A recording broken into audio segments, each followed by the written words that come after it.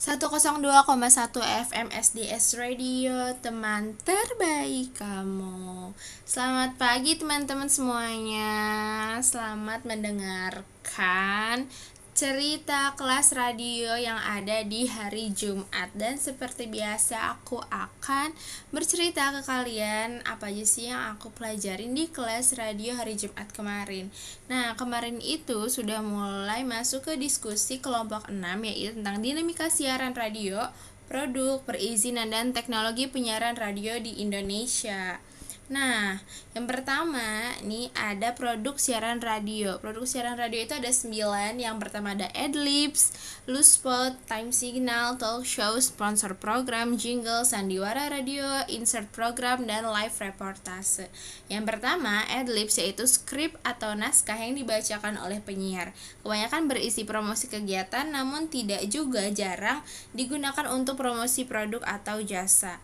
Yang kedua ada Loose Spot, yaitu iklan spot disampaikan dengan teknik perekaman sebelumnya berdurasi antara 30-60 detik yang berisikan informasi mengenai produk atau jasa yang sedang dipromosikan.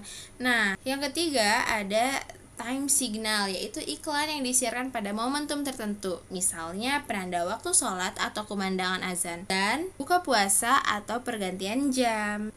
Selanjutnya ada talk show, yaitu program televisi atau radio di mana seseorang ataupun grup berkumpul bersama untuk mendiskusikan berbagai hal topik dengan suasana santai tapi serius, yang dipandu oleh seorang moderator acara talk show. Seorang moderator acara yang biasa diikuti dengan menerima telepon dari para pendengar atau penonton yang berada di rumah, mobil, ataupun tempat lain.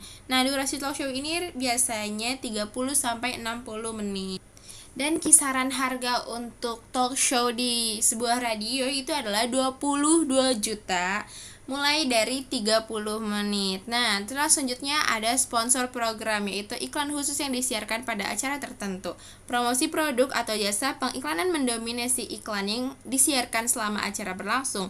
Biasanya disertai kuis dengan hadiah disediakan sponsor.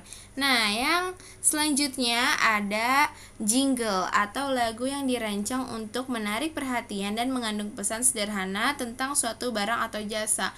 Nah, biasanya nih jingle di radio itu juga menjadi ciri khas dari stasiun radio tersebut. Nah, yang terakhir ada sandiwara radio, yaitu bentuk pertunjukan yang sepenuhnya mengandalkan kekuatan suara dan efek akustik. Disiarkan melalui media seperti radio, kaset, atau compact disc yang biasa disingkat dengan CD. Drama jenis ini digunakan secara luas untuk menyampaikan informasi, memperjelas pesan, memberikan motivasi, hingga membantu masyarakat dalam membentuk pertimbangan nilai. Nah, selanjutnya ada poin insert program, yaitu program radio yang berdurasi singkat yang disiarkan dengan cara disisipkan ke dalam program utama.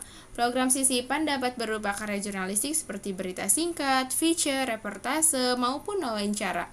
Selain itu, berdasarkan tema musik, program sisipan juga dapat menghadirkan cerita tentang lagu tertentu, profil penyanyi, daftar lagu, dengan durasi antara 1 hingga 30 menit. Nah, selanjutnya ada live reportase, yaitu siaran langsung umumnya digunakan untuk melaporkan peristiwa mendesak atau bencana alam, kecelakaan, atau insiden besar lainnya. Nah, untuk live reportase di radio ini harganya sekitar 6 juta, maksimalnya 3 menit. Nah, selanjutnya ada kerangka regulasi izin stasiun radio atau ISR. Menurut Wikipedia, izin stasiun radio atau ISR sebagaimana tertuang dalam regulasi Kementerian Komunikasi dan Informatika Republik Indonesia merupakan izin resmi yang dikeluarkan oleh Direktorat Jenderal Sumber Daya dan Perangkat Pos dan Informatika atau Ditjen SDPPI untuk penggunaan spektrum frekuensi radio dan orbit satelit. Kepemilikan ISR penyiaran merupakan kewajiban bagi seluruh stasiun televisi dan radio yang beroperasi di Indonesia, guna memastikan pemanfaatan frekuensi radio berlangsung tertib, efisien, dan sesuai dengan ketentuan hukum yang berlaku. Tujuan utamanya regulasi ini adalah untuk mencegah interferensi, memaksimalkan penggunaan spektrum frekuensi yang terbatas, dan menjamin kualitas layanan penyiaran bagi masyarakat. Jenis ISR tersendiri ada 2, dibedakan berdasarkan alokasi frekuensi yang digunakan. Yang pertama ada ISR berbasis pita frekuensi, dan yang kedua ISR berbasis kanal frekuensi. Nah, proses perizinan stasiun radio atau ISR tersendiri ini ada 5 tahap. Yang pertama, pengajuan permohonan izin penyelenggaraan penyiaran atau IPP. Yang kedua, pengajuan permohonan izin stasiun radio atau ISR. Yang ketiga, ada verifikasi dan evaluasi dokumen izin stasiun radio. Yang keempat, penerbitan izin stasiun umum radio. Dan yang kelima, pembayaran biaya hak penggunaan atau BHP dan pemantauan berkelanjutan. Nah, selanjutnya ada pembinaan siaran RRI. Nah, pembinaan siaran RRI ini terbagi menjadi Pro 1, Pro 2, Pro 3, dan Pro 4. Nah, ini juga beda-beda ya kegunaannya. Pro 1 ini pemberdayaan masyarakat, fokus pada siaran yang memberikan informasi dan inspirasi, terutama bagi masyarakat lokal dan daerah. Yang kedua yaitu Pro 2, kreativitas anak muda, menawarkan program-program yang menghibur dan sesuai dengan selera anak muda. Yang ketiga, Pro 3, jaringan berita nasional, menjadi pusat siaran berita nasional dan kantor berita radio. Yang terakhir yaitu Pro 4, tentang budaya dan pendidikan, berfokus pada siaran yang melestarikan budaya bangsa dan memberikan informasi edukatif. Selanjutnya ada pembinaan siaran LPS, yaitu lembaga penyiaran swasta, yang selanjutnya disingkat dengan LPS adalah lembaga penyiaran yang bersifat komersial, berbentuk Badan Hukum Indonesia yang bidang usahanya menyelenggarakan jasa penyiaran radio atau televisi. Ini berarti mereka bertanggung jawab untuk membuat, menyiarkan, dan mendistribusikan konten radio atau televisi kepada publik. Terkait aturan LPS sendiri diatur dalam Permen Kominfo nomor 18 tahun 2016, IPP izin penyelenggaraan penyiaran. Nah, pengertian transmisi radio menurut Syamsuddin dan Suranto pada bukunya di tahun 2013, sistem transmisi radio merupakan proses teknis yang melibatkan pemancar, antena, dan pengaturan frekuensi untuk menyampaikan siaran melalui gelombang elektromagnetik. Mereka menjelaskan bahwa efektivitas transmisi sangat bergantung pada pemilihan alokasi pemancar, kekuatan daya pancar, serta kesesuaian perangkat dengan standar teknis yang ditetapkan pemerintah.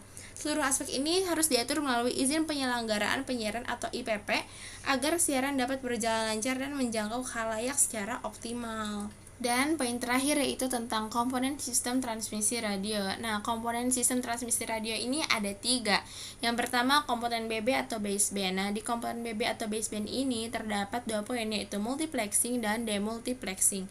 Yang kedua ada komponen IF atau intermediate frequency. Di dalam komponen IF ini juga ada 2 poin, yaitu tentang modulasi dan demodulasi. Dan terakhir adalah komponen RF atau radio frekuensi.